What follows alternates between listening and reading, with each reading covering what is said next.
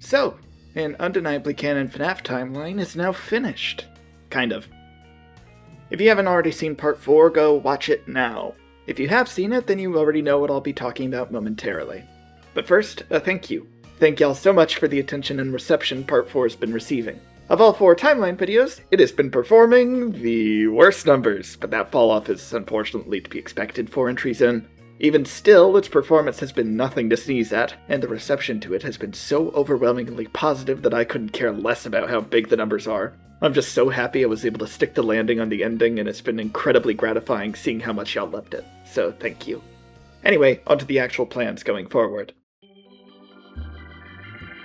The timeline Supercut has been in my head as the final frontier for the project since, effectively, right after I finished Part 1.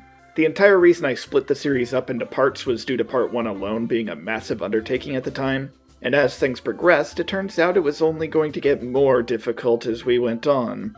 But, now that I've finally got all 4 parts complete, I can tie everything together all into one giant video the way I always wanted it to be.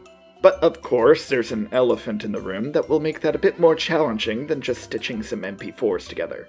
This game was not something I ever could have anticipated being a factor to worry about when I made Part 1.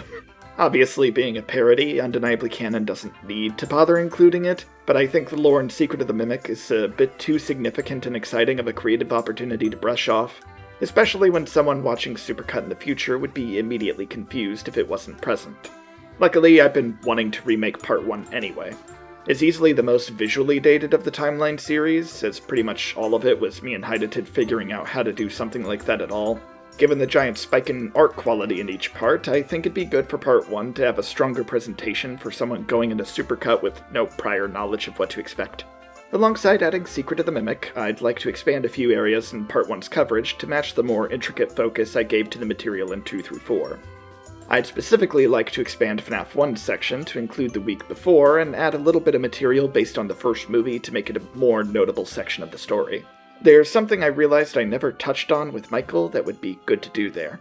I also have to completely re-record and re-edit Part 1 from scratch, as I lost the original project file and audio track for it when my old laptop died after Part 2. Depending on how it'll be trying to rework Part 2 to be higher resolution, I might end up needing to edit it back together from scratch as well. I still have all the original art for both of them though, so I'll be keeping most of it intact unless shots demand an update. All that being said, expect Supercut to take a while. I'd really like to have it out of the way by next year, and I have a full team assembled from Part 4's production that can handle most, if not all, of the new art that needs to be made for it. But I really need a FNaF detox first before I go back into the trenches. Pretty much my entire life for the past year has exclusively been devoted to making Part 4, so I want to do literally anything else with my time first. Hopefully that doesn't bother y'all too much. In my eyes, Supercut is a victory lap more than it is a real continuation of the story. Part 4's ending is how Undeniably Canon FNaF ends. Any new material introduced in Supercut is going to be fun to chew on, I hope, but none of it is necessary to get the full intended experience from it. The ending will be a little different since there's not going to be anything to tease this time, but otherwise everything will play out as it already has. Also, just to be fully, clearly, undeniably transparent, there is nothing more I want to do with Undeniably Canon after Supercut.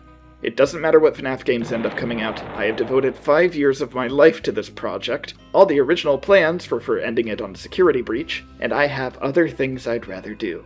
So, what exactly am I going to do next? This has been a pretty big request since Part 2. I've been wanting to make proper behind-the-scenes videos for each timeline part, like after they came out, but the time it would have taken to make them didn't feel worth it compared to just making the next entries. But now that my schedule's a bit more clear, I'd like to make a proper behind-the-scenes video covering parts 2, 3, and 4. It should be a lot more interesting too, since I can go into spoiler-related decisions I made in 2 and 3 I couldn't have discussed before now. I don't know when I'll get the drive to make this, but it is on my to-do list. We'll see. Frankly, I think finishing Part 4 expelled any of my remaining drive to make FNaF content. I did what I wanted to do, and I feel like making more general FNaF videos would just be the video equivalent of twiddling my fingers making small talk for no good reason. I'd rather put my energy towards things I'm more excited to make. That being said, I do intend on, at minimum, making a part 2 to the Springtrap tier list eventually. At this point though, I should probably just wait until all the upcoming FNaF projects release, since at least 2 of them are going to be featuring new iterations of him to discuss. So that's going to be a long ways out. Alternatively, I could make a part 2 sometime soon with stuff I didn't cover the first time, and then do a part 3 after the new project's release. We'll see, it'll depend. Otherwise, I don't know. Cynically speaking, I might need to make FNaF videos regardless of how much I actually want to just to keep revenue flowing, but I'm hoping I can inch away sooner or later. Absolutely not. This was a FNaF exclusive endeavor. If it only took me like 2 years to get through it, then maybe. But I am not dedicating a half decade of my life to anything else like I did here. FNaF is the only franchise I care about enough to do that for. Anyway, what I'm really wanting to do next. Magical Mundanity is my own original story, and is the next long-term project I'm wanting to do. And this will likely be the core focus of the channel if I can help it. I've just finished writing the pilot script, and I have a relatively fleshed out plan for Season 1. That sounds very ambitious, because it is. For now, I'm only concerning myself with the production of the pilot episode. Once I can get a feel for what it takes to make just that, I can decide what the best way to make the rest of the series would be. Ideally, I'd like to stick to my current vision if I can help it, and I don't mind dedicating a large chunk of my life to it, but I do need to try and make sure I can finish the full story in a reasonable-ish amount of time. Originally, I was only going to make a 7-minute short and see where it took me. This was basically going to be a training ground for the real project I wanted to make with these characters, but after I shelved it to focus on part 4, I had a lot of time to think things through and I decided I just wanted to make the real project instead. Better to do it with what I've got instead of waiting for a miraculous moment to do it perfectly. So I've written a proper pilot episode that should clock in at around 20 minutes. As for how Magical Mundanity will look, it's going to be in my own personal art style with a similar method of limited animation like I did for the timeline. Here's the one test I've done so far. Okay, I'll be headed out then. You and Herbert can wash dishes while I'm out. As you can see, it's nothing crazy. This is because I want to finish this within my lifetime. So I hope you weren't expecting something super robust. This is the best I can do, but it'll get me results. So, with all that technical stuff out of the way, allow me to properly introduce the concept and characters. Magical Mundanity is a series revolving around 4 people who live in a modern-day fantasy world, so life is both magical and mundane. It's basically a kind of slice of life, but the situations they get into usually end up being, at minimum, slightly more fantastical than they would be in real life. The plan for Season 1 is to generally stick to this simple premise, and if I make it that far, then we can get the larger narrative rolling. For now, I'd very much like to just introduce and develop the characters and world in low-stakes situations before I try dialing anything up. All that said, these 4 are the main characters: Cammie, Jeff, Luna, and Herbert.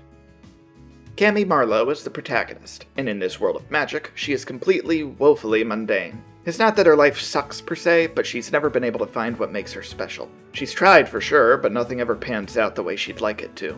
As a result, she has found herself being a bit of a recluse, working for her more successful sister as her video editor and social media manager. It's not very fulfilling, but it keeps her busy. Generally, she tries to maintain a pleasant demeanor, but that facade is easy to crack under pressure. One of these days, though, she'll surely find her place in the world. It's just a matter of time, right?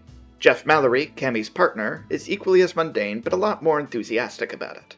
Unlike Cammie, Jeff is perfectly satisfied with his current lot in life. Despite a mild and timid demeanor, Jeff actually gets along quite easily with people, though he doesn't tend to handle conflict all too well. Having left home a couple years back, he's found himself far happier than he used to be, untethered from the stress and overwhelming responsibilities he formerly dealt with. Now he quietly works at the local library, staying well-read and enjoying the company of whoever comes his way. With a life like this, why wouldn't you want to stop and smell the roses? Luna Miyale is a local sorceress, and formerly Cammie's girlfriend. Although she dabbles in a little bit of everything magical, her passion lies in the research of enchanted artifacts. As such, she runs an antique store as a means to find, learn about, and give new life to things that otherwise be forgotten. That sentimentality aside, though, Luna has a habit of not being super perceptive of other people's needs moment to moment due to her own ambitions taking the forefront of her attention. This, paired with Cammie's underlying issues, ultimately led to the two breaking up a few years ago. Now, however, is the chance to finally become friends again. And maybe soon, Luna can introduce everyone to her new love as well. Herbert is Jeff's squirrel companion. He's technically classified as a familiar, but they're not really sure where Herbert came from. so Jeff decided to effectively adopt him around the same time he left home. Herbert, despite being a squirrel, has a brain equivalent to that of a human teenager, and this comes with the expected consequences. He's scrappy, rambunctious, and always raring to get into some trouble. That being said, Herbert longs for more companionship than he's got, but struggles to find his place among his would-be peers. He's just gotta chin up and figure it out as he goes, though, right? So that's the main cast. There's a lot more I'd love to say about them and Magical Mundanity as a whole, but that is all that needs to be said for now. I hope that y'all enjoy seeing them in action when the time comes for the pilot, and as production moves forward, I will be posting on my community tab how things are going. Please, check my community tab. The amount of people that think I drop off the face of the earth between uploads because they don't see my posts is staggering. All that said, there is unfortunately the question of how to fund this project. I've been coasting decently fine with Undeniably Canon's revenue the past few years, but now that my wife and I are living on our own, money has been a lot tighter due to rent, insurance, utilities, groceries, all that junk. With Magical Mundanity, I don't know how well it's going to perform compared to FNaF content, and I will need to keep money flowing to both afford the cost of living and fund the series itself. Despite my hesitations, it would probably be the best move for me to open up a Patreon in the near future. I don't really know what all I would be able to offer month to month though, so if y'all have any suggestions, please let me know. I would like to hold off on establishing one until Magical Mundanity's pilot is ready. That way you actually know what you'd be paying for. So there's still time for me to figure it out, but I need to get the ball rolling on what exactly to do on that front.